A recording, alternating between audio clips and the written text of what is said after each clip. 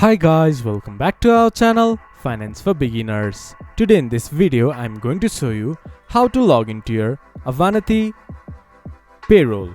To do so, follow some simple steps with me. First of all, open your browser, then go to your default search engine. Then search Avanti Payroll Login.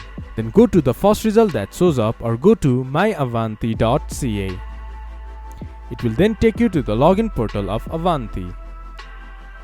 There, enter your username and your password. Once you have entered your login credentials, click to login. Then you should be able to access your Avanti Payroll. If you have forgot your password, you can get help by clicking to Forgot Your Password. And you can also sign in with your Microsoft account. This much for today's video. If you guys find our video helpful, please leave a like and comment. And do not forget to subscribe our channel and hit the bell icon. I'll see you guys again in our next video. Thank you for watching.